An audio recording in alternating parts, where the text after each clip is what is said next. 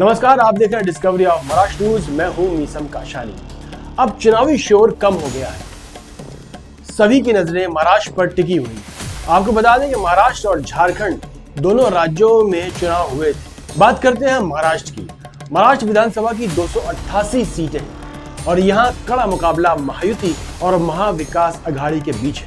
लेकिन अब सवाल ये उठता है कि कल के नतीजों के बाद सरकार किसकी बनती दिखाई दे रही है। हालांकि एग्जिट पोल की माने तो महायुति की सरकार बनती दिखाई दे रही है। आइए जानते हैं इस रिपोर्ट के बारे में। महाराष्ट्र में वोटों की गिनती से पहले ही महायुति और विपक्षी महाविकास अघाड़ी के बीच इस बात को लेकर मतभेद सामने आने लगा कि अगली सरकार किसकी बनेगी, कौन बनेगा सीएम। हालांकि दोनों पक्षों के दलों के नेता अपना अपना दावा पेश कर रहे हैं, लेकिन आंकड़ों की माने तो जहां महायुति का कयास लगाया जा रहा है, वहीं मतदान के तुरंत बाद राज्य कांग्रेस प्रमुख नाना पटोले ने दावा किया कि उनकी पार्टी के नेतृत्व में महाराष्ट्र में एमवीए सरकार बनेगी। कांग्रेस, शिवसेना यूबीटी और शरद पवार वाली एनसीपी से मिलकर बने महाविकास अघाड़ी और भाजपा युक्त महायुति ने विश्वास जताया कि शनिवार वोटों की गिनती के बाद उनका संबंधित गठबंधन अगली सरकार बनाएगा। लेकिन कुछ एग्जिट पोल ने भविष्यवाणी की है कि महायुति सत्ता में बनी रहेगी, लेकिन एग्जिट पोल के भविष्यवाणी पर पूरा भरोसा नहीं किया जा सकता। 23 नवंबर की सुबह 8 बजे से वोटों की काउंटिंग शुरू हो जाएगी। लेकिन सवाल अब भी यही होगा कि महायुति आने पर भी एकनाथ शिंदे ही मुख्यमंत्री बने रहेंगे